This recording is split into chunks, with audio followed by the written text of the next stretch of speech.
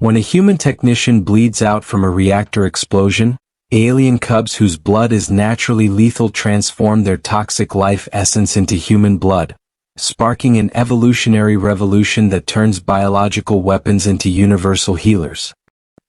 Medical officer Zektar had seen combat injuries that would haunt most medics for life. He'd treated radiation burns that ate through bone. He'd witnessed decompression events that turned bodies inside out. But the bioalert flashing on his screen violated the fundamental laws of xenobiology. 12 Vexarian predator cubs had formed an orderly queue at the medical bay's emergency transfusion unit. Their patient? Human reactor technician Sarah Mitchell, who was bleeding out from a coolant pipe explosion on Engineering Deck 7. The problem? Vexarian blood was classified as a Class 9 bioweapon. It dissolved organic matter on contact. It could melt through steel. And these cubs were attempting to donate it to save a human. Commander, their blood melts steel. How are they making it compatible with humans? Zektar's voice cracked with disbelief. The medical scanners showed the impossible. The cubs weren't just standing there. Their blood chemistry was changing in real time. The deadly neurotoxins that made Vexarian blood lethal to every known species, including their own parents, were transforming into something that looked suspiciously like human O-negative. She has 3 minutes of blood volume left. Those cubs are her only chance. Security footage revealed the truth. 4 months, Sarah had been eating lunch in the maintenance bay where these cubs gathered. Every day at 1,200 hours, she'd share her sandwiches with them. She'd talked to them about her day. She'd given them names like Spots and Tiny and Troublemaker. They weren't pets. Vexarians were apex predators. But to Sarah they were lunch companions. This is impossible. Vexarian blood is classified as a Class 9 bioweapon. The first cub stepped forward. Spots, according to Sarah's lunch logs. He was the biggest of the group, though still young by Vexarian standards. He extended his arm toward the transfusion needle with absolute certainty. As the needle approached his scales, something extraordinary happened. His blood, visible through his translucent veins, began glowing with an impossible crimson light. The exact shade of human blood. They're literally rewriting their biochemistry for her. Just one thing before we begin. YouTube tells me 99.3% of you watching aren't subscribed. Subscribing is free. It really supports the channel and you'll get more amazing HFY sci-fi stories delivered straight to you. Don't miss out. Medical teams rushed to stop the transfusion. Every protocol, every safety measure, every bit of common sense said that putting Vexarian blood into a human would dissolve her from the inside out. But Spots had already connected himself to the transfusion unit. His toxic blood flowed through the tubes, and as it entered Sarah's system, her vitals didn't flatline. They stabilized. Her vitals are stabilizing. The toxic blood is healing her. The cubs were paying a price for this impossible transformation. Spot's scales, normally iridescent purple, were dulling to gray. His body was aging years with each pint donated. The energy required to transform toxic blood into healing blood was burning through his life force at an alarming rate. Sarah, unconscious but somehow aware, muttered through her delirium. "My little troublemakers." All 12 cubs purred in response. It was a sound adult Vexarians couldn't make, a sound of pure affection. And somehow that purr accelerated their blood transformation. Their emotional connection to Sarah was literally powering their biological revolution. The medical team tried to intervene with synthetic blood. It would be safer, more controlled. But the cubs blocked access to Sarah's biobed. Their biosignatures radiated determination. They could sense something the machines couldn't detect. Only their blood would work. Only their sacrifice would save her. The second cub stepped forward. Tiny, the smallest of the group. She was too young for blood production by Vexarian standards. Donating could kill her. But she extended her arm without hesitation, her small body trembling with the effort of transforming her blood chemistry. The small one is too young. It could die from blood loss. Dr. Kvara burst through the medical bay doors with readings that made everyone freeze. She'd been monitoring the cubs from her lab, and what she'd discovered challenged everything they knew about evolution. The cubs hadn't just modified their blood temporarily.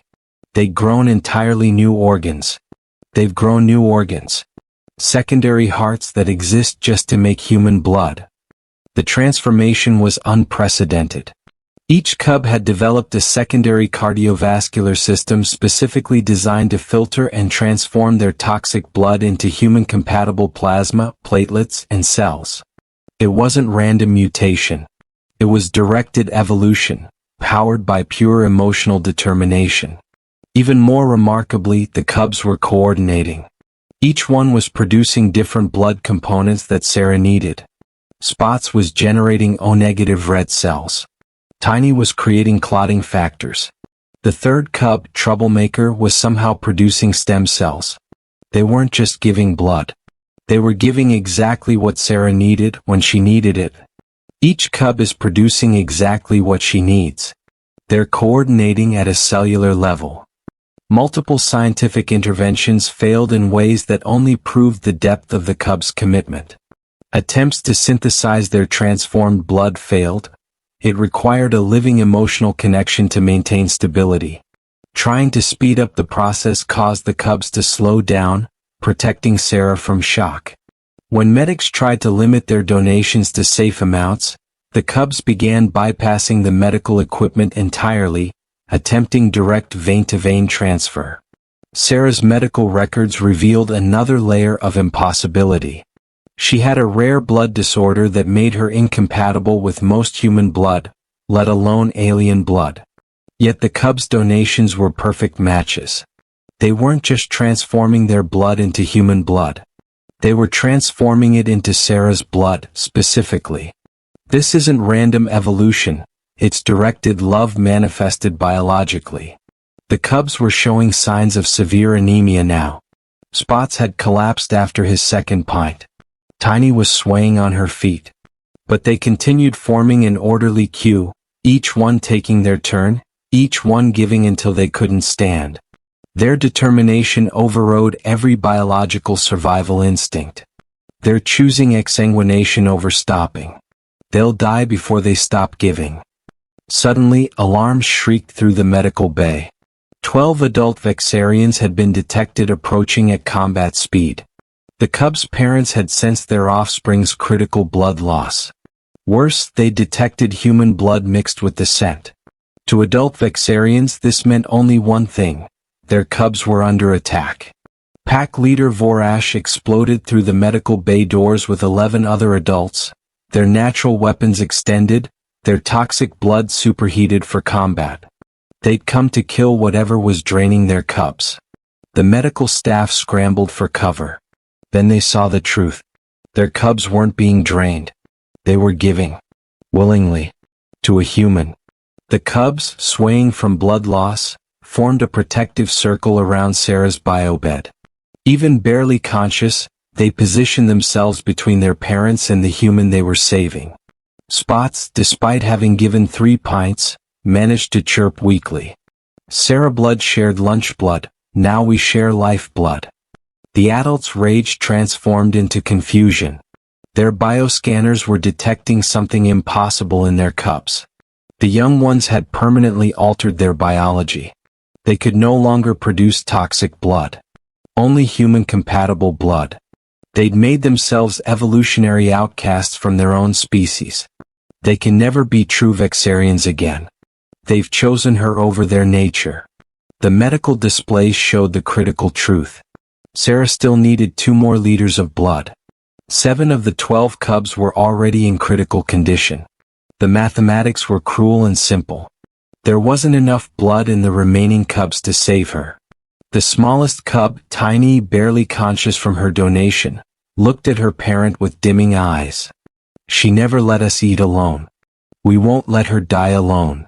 Pack leader Vorash accessed the security footage that the cubs had been gesturing toward. Months of recordings showed Sarah sharing her lunch every single day. Never eating until every cub had food. talking to them about her work, her family on Earth, her dreams. Treating them not as dangerous predators but as friends. As family. 2 liters. 7 cubs already critical. The math doesn't work. Tiny collapsed, her small body finally succumbing to blood loss. Her parent, a massive adult named Esikavar, moved forward. Not to attack.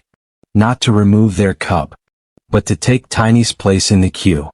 The adult Vexarian extended its own arm to the transfusion unit.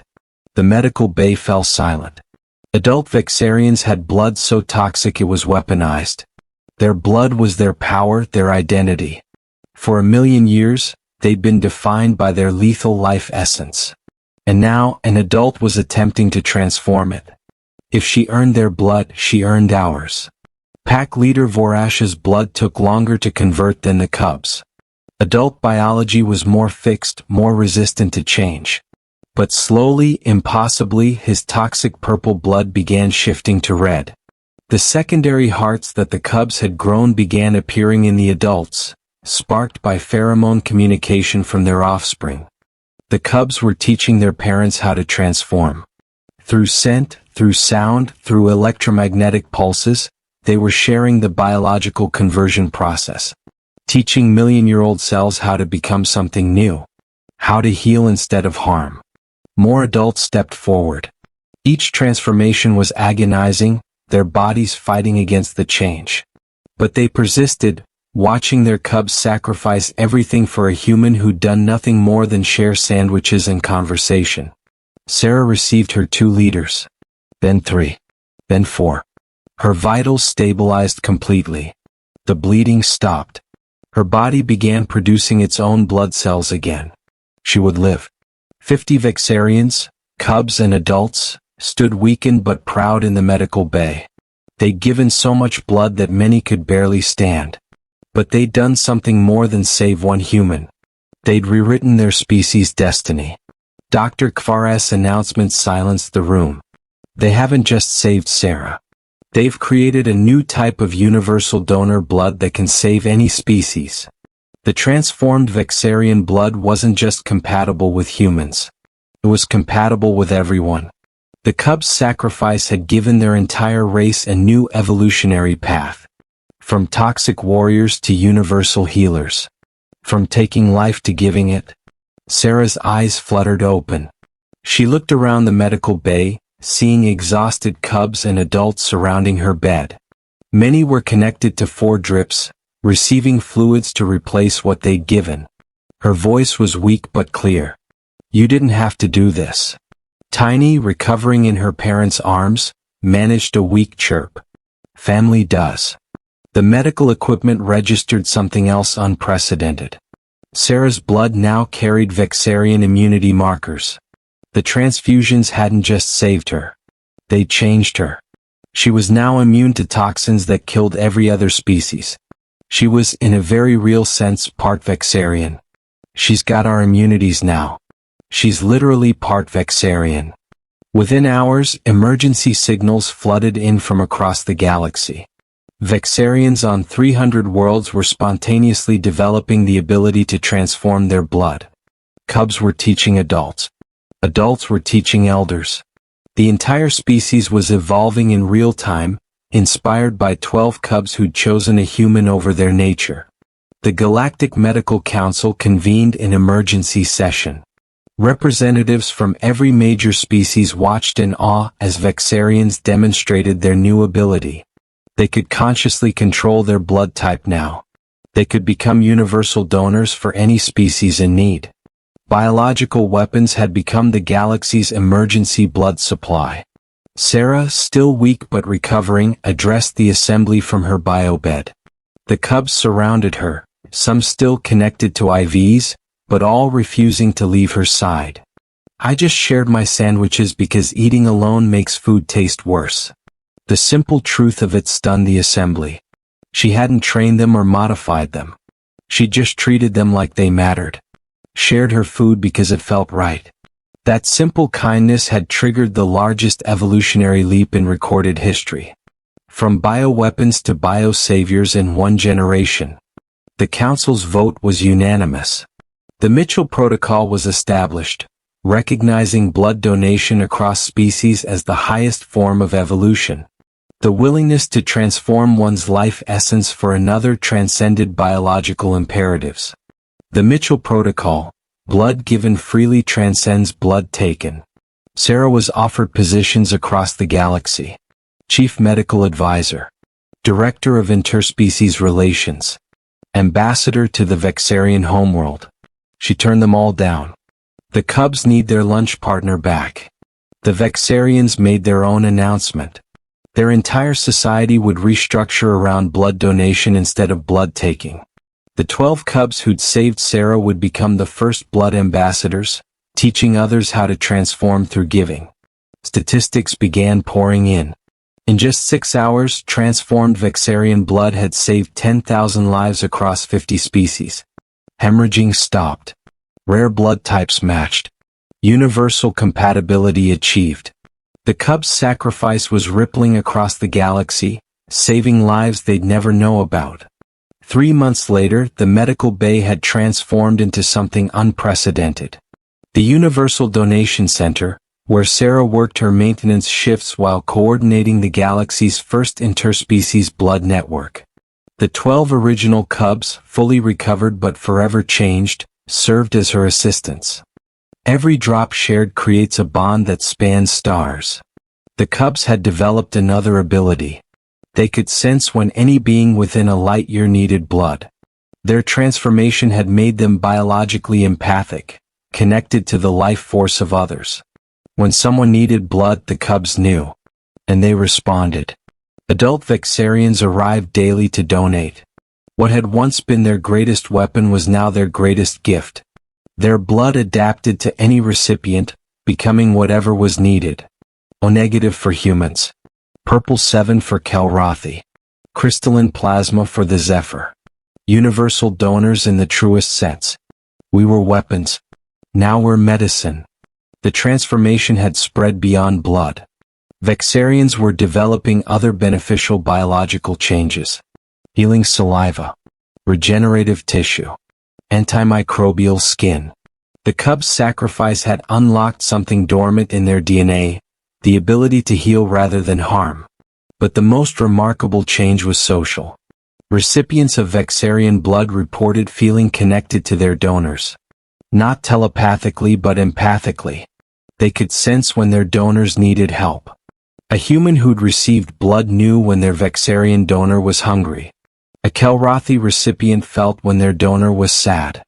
This created an unprecedented web of mutual aid across species. Those who'd received help knew when to give it. The Cubs had created more than universal blood. They'd created universal connection. Strength flows through giving, not taking. Sarah maintained her lunch routine. Every day at 1,200 hours, she sat in the donation center with her sandwiches. But now, instead of 12 Cubs, hundreds of Vexarians joined her. Cubs, adults, elders. All sharing food, sharing stories, sharing life. They'd learned what Sarah had always known. Food shared tastes better. And now they knew something more. Blood shared saves worlds. The breakthrough that changed everything came when synthetic blood based on the Vexarian transformation saved an entire colony from a hemorrhagic plague. The artificial version could be mass-produced, stored indefinitely, and transported anywhere. The Cubs' sacrifice had become scalable salvation. Food shared tastes better. Blood shared saves worlds. 1 year after nearly bleeding out, Sarah stood before the entire Vexarian species for a ceremony that none could have imagined. The original medical bay had been preserved as a monument to the transformation. Thousands of Vexarians, all now universal donors, gathered to honor the human who'd changed them with sandwiches. She received the Universal Donor Medal, forged from crystallized Vexarian blood that had permanently transformed from toxic to healing. It was beautiful. Purple crystal shot through with veins of red, the two bloods forever mingled. The 12 original Cubs, now young adults, performed the blood dance. It was a new ritual, created to celebrate their transformation.